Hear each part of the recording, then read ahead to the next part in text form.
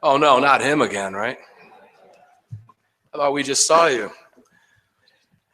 I'm Mark Walters, host of Armed American Radio, but you know that. A number of you, I know a lot of you have listened to my radio program or programs before over the last 6 years, and many of you approach me when I meet you at venues like this and say, love the show, love what you talk about, keep doing what you're doing, and all of that matters, and it means an awful lot, believe me, particularly as the show grows to close to 200 stations and now on in a daytime format.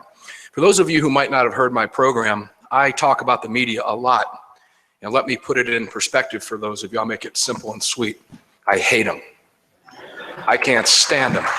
They make me sick to my stomach, and I call them out every opportunity I get.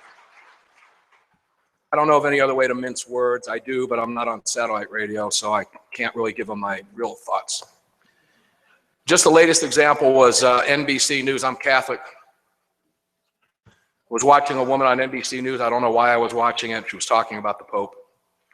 And she says, isn't it wonderful that America finally has someone here, someone we've been longing for. We thought we had it in Obama, but now we have the moral authority here to help us through our suffering. And I thought, who the hell is suffering?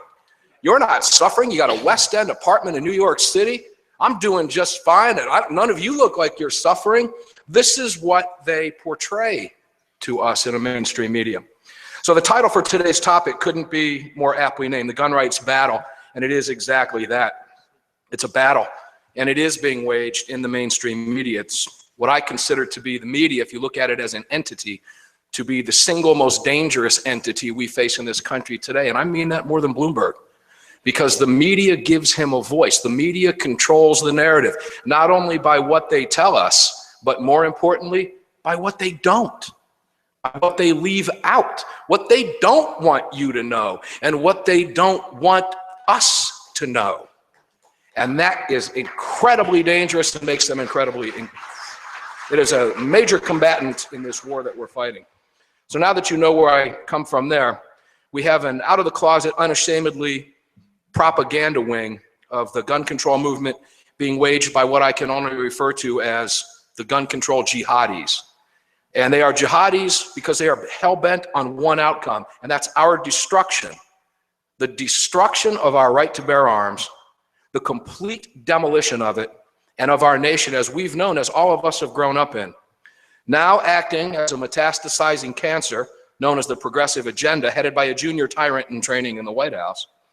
I say junior only because race-baiting, cop-bashing, Marxist, Muslim-sympathizing, socialist, community organizers can't be real tyrants when they want to go back to being community organizers. The guy's a rookie and he always will be, but he's very dangerous because he has the media on his side. I digress. The media is actively fighting each and every one of us in this room. You see, in this country, our freedoms allow for us to recognize and engage in vigorous debate with those with whom we disagree. It's part of who we are. It's part of our soul as a free nation. And it's a large part of what has made us the greatest nation on earth. An example. I can love guns. You can hate guns. You can explain your position to me and I can try to fix you because I think you're ignorant and broken. And should you decide to willingly remain ignorant, which is your choice, you have that choice as a free citizen. Free man or woman, you're free to make it. And I'll defend with my reputation and my life your ability to remain ignorant. But remember this. Ignorance, when left unattended, breeds stupidity. And stupidity is a necessary ingredient for the progressive left agenda. They count on it and they rely on it. Don't forget that. So don't be that person.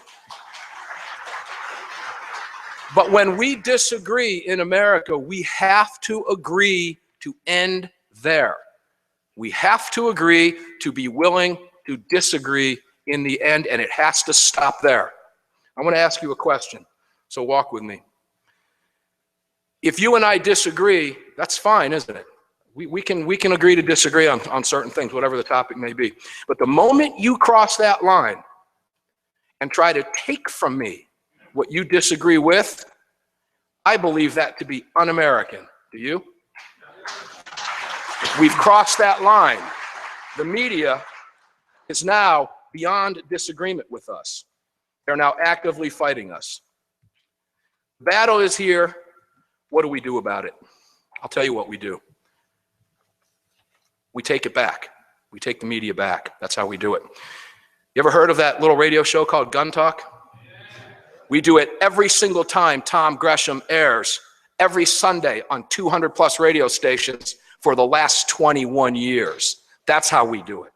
We do it every time Armed American Radio airs on just under 200 radio stations every Sunday. We do it every single time Armed American Radio Daily Defense airs every single day of the week. That's how we do it. We do it every single time the Polite Society podcast airs. We do it every time the black man with a gun, Reverend Ken Blanchard, opens his mouth and spills the truth. That's how we take back the media. We never, ever, ever let them get the last word. We answer them with letters to the editor, whether they print it or not. They read it. They know we're watching them. It doesn't matter if they print it. Yeah, we want them. We would like them to because we want the masses to see it. But they saw it, and they're the ones that are pushing the agenda. We do it every time we talk to our neighbors and our friends, our families, our co-workers. We own it. We're right, they're wrong, and we loudly proclaim it. We don't back down. We're Americans. The debate ended December 15th, 1791, and we won the damn thing, and we need to let them know every single time we have that opportunity. Every person in this room does it when they write columns for magazines, when they write for the news organizations. You've got a great panel coming up. These guys are amazing. We do it by supporting those people, and we never let the enemies of freedom get the last word. We stay informed. Join their organizations. It's tough. Get on their mail list, and when you stop puking, it takes a while. But once you get past that gag reflex and you begin to see what the enemy is doing, you now know how to formulate your battle plans. What is the old adage? The general who knows the most about his enemy wins every war, every battle and every war ever fought. Get on their email list. I'm on all of them. I hate reading them, but it is what it is. We take it back. That's how we do it. We take back the language that the un-Americans have hijacked. Phrases like common sense, gun safety. Still looking for that every town class, can't find it. Assault weapons, spraying automatic gunfire. You ever heard that one? We spread the truth. The Second Amendment to the Constitution exists. Remember this. We're not trying to add anything. They're trying to take it away. We already own it, and we remind them of that every chance we get. I'm happy to participate in this battle, and I'll do it with a vengeance. A commitment to give back to the enemies of freedom exactly what they're asking for and what they're giving us. And that's an unfair fight because they've earned it. And that's what we plan on doing, and I can feel her standing behind me, so I'll leave you with this. When it comes to the enemies of freedom waging war in the mainstream media, cloaked as objective journalists, each of us has an obligation to our nations and a responsibility to our families and communities to stop it by letting them know that we are awake, we are watching them, and we will never, ever, ever give up. You have to stay involved. So carry on, carry often, carry absolutely everywhere. Never leave your cave without your club, and never let there be a gun-free zone wherever you happen to be. Thanks, everybody. I'll see you on the radio.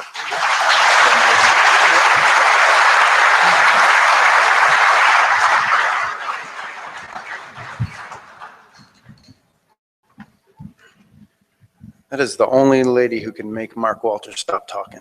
I've been Mark's boss for about 3 years now, and oh look, there's a clock with numbers on it, so she can make me stop talking too. I love what Mark has to say, and I love the fact that he gets out here to support and make sure that everyone gets involved in this. And I am going to echo that sentiment and push it one step further. Something that I advocate every single time we put together an edition of Concealed Carry Magazine, or every single time we publish anything, is that the media is looking at us. Unfortunately, not today. There's one camera crew here. They don't really want to tell our story. But when something happens, they come out and they look at gun owners and they judge the entire group of gun owners by the activity of a few idiots. And we can't let that happen. I encourage every one of you to be the best gun owner that you can possibly be. Get training, understand the facts, and be able, like Mark said, to get out and talk about the facts reasonably and rationally. This is not something that we can stand up and scream and act like idiots. We need to convince people with the facts. And unfortunately, most of the media outlets in the country right now will go and look for the stupidest, most idiotic, biggest redneck in the world to put on TV. You've all remember it. I mean, what's the famous one? Sweet Brown. Ain't nobody got time for that. That's who they want on TV. But we need to come at it from a different angle. We need to make sure that we are doing everything right. There are laws out there and we're going to follow them. I'm very fond of saying there's a great big difference between what you are able to do and what you are allowed to do, but I would personally never advocate that you break any laws. But again, there's a great big difference between what you are able to do and what you are allowed to do. And I'm expecting and I'm hoping that everybody is able to be that best gun owner that you can be. If you're a member of a firearms club, a gun club, a sportsman's club, anything like that, invite the media to your club. Host a media availability day. Let them see what's going on at your club. Chances are they won't show up. I've hosted several in the past and invited as many as 15 media outlets to media availability days and gotten 2 or 3 media members to show up. If you are a firearms trainer, invite the columnists at your local newspaper and invite the editorial directors from your local TV stations for free training. Bring them out and let them see who we are and what it is that we do. Because when you look around this room, and you're the people who are most involved in this fight, when you look around this room, this is not Rambo and Terminator or anything like that. We are normal people. We are normal, everyday Americans who demand our right to carry. We demand our right to self-defense. And we are being portrayed as individuals who are trigger happy and just out there ready to kill. Is everybody familiar with the Maine beekeeper case? Have you heard about that? The man was convicted of murder because they explained that he got training, so that means he was ready to kill. He got his training so that he could kill someone. That's the kind of thing that we're trying to fight. And if we can just convince 1 or 2 people at a time, they don't want to listen to us, so we've got to get out there, we've got to be in front of them, we've got to get in their face, but we have to do it rationally and with all the facts. And again, the best gun owner that you can be, the person who's following all the laws, the person who is avoiding the fight. I will say it right now. If somebody's having a gunfight on Wednesday, I'm not going to be there. I don't want to be involved in a gunfight. None of us do. But that's the brush that the media is painting us with. Look at some of the things that they say. The biggest talk, the biggest problem we face in the media right now is the only discussion that we're getting from the media side is the danger and the damage that firearms do. And I'm very careful when I say this. The media says the danger and the damage that firearms do. Firearms don't do anything. Guns don't just jump up and start firing by themselves. Okay? We need to remind people of the good that good people with firearms can do. It's not the firearms, it's the good that the good people with firearms can do. And that needs to be the discussion that we have, is that we're out here to do something good. We're out here to defend ourselves. Defending ourselves, defending our family, defending people that we love, and all the things that we hold dear is something good. And if somebody wants to come and take it, yes, then we will fight for it. We have to do that because we just can't give up. That's really about all I have. Thanks a lot, Mark.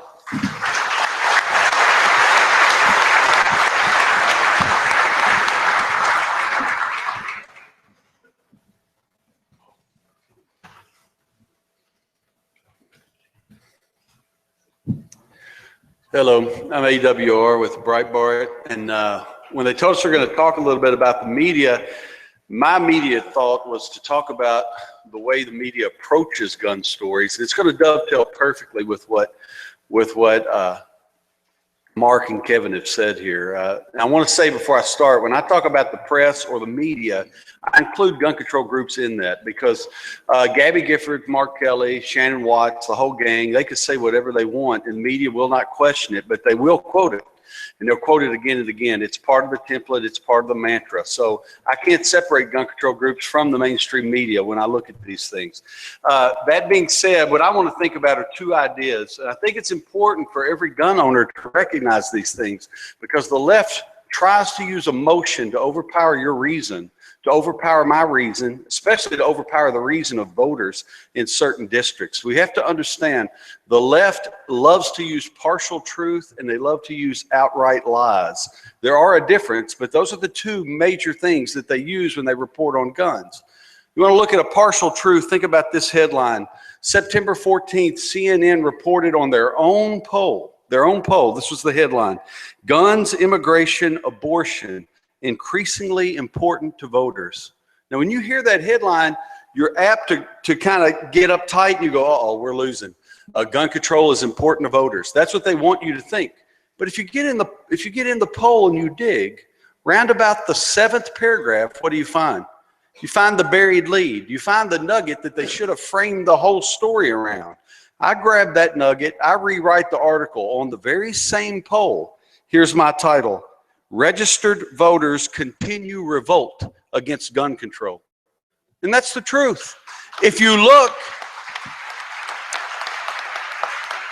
at their poll, here's what you see. And I want you to think about this, because if any of you haven't read this poll, it's going to shock you. 56% of registered voters on September 14th, 56% said passing more gun control likely will not keep guns out of the hands of the mentally ill. 58% said passing more gun control likely will not keep guns out of the hands of criminals.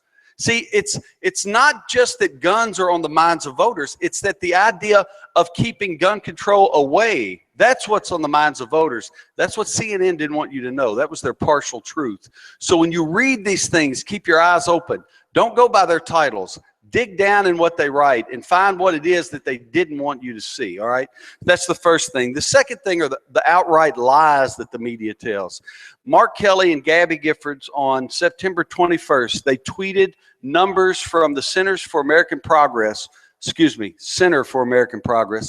They tweeted numbers and made this claim. Now, this has a lot of numbers in it, so forgive me, but stick with me here. They tweeted numbers and claimed that between 1989 and now, 28 years, they claim that there have been roughly 836,000 deaths via gun violence. All right, that's in a 27-year period. Then they said, to try to show how shameful that is, they said, contrast that with every military death in America in every war that America's been involved in. They said that there have been 656,000 deaths in every war we've been involved in. Now, I want you to think about it again. 836,000 gun violence deaths in a 27-year period versus 656,000 deaths throughout American history in warfare. See, they want us to feel filthy and dirty. Our guns have killed so many people in 27 years. You have to be ignorant to believe this. There were 600,000 people killed in the Civil War by itself. Their number barely covers the Civil War. If I take the 600,000 killed in the Civil War, I add it to the 400,000, that's a low number, 400,000 killed in World War II, I add that to the 115,000 killed in World War I, I'm already over 1.1 million. I haven't even counted the War of 1812, the Spanish-American War, Vietnam, Korea, Desert Storm, Iraq, Afghanistan, and we could keep going.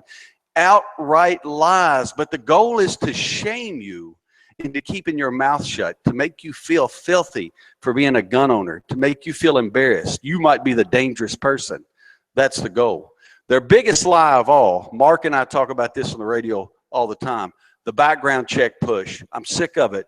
They use the Aurora Theater shooting.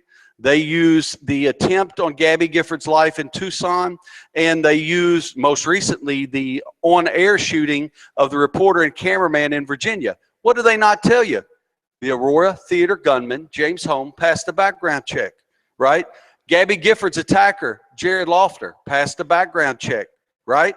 The Virginia gunman, Vester Flanagan, passed a background check, right?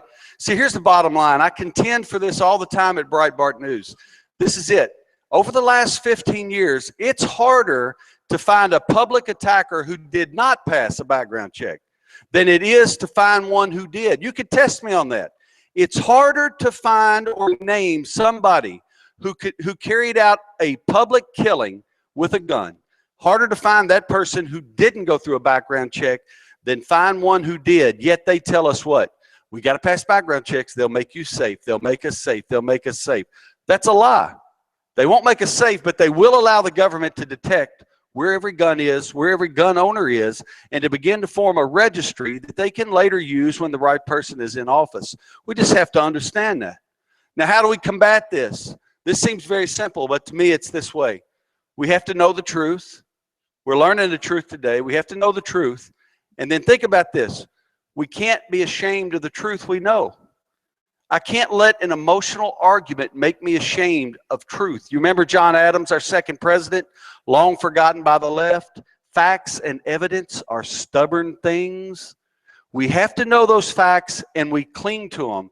And you have to leave this room today, this conference tomorrow, knowing this. Gun control will never be the answer. Never. And here's why.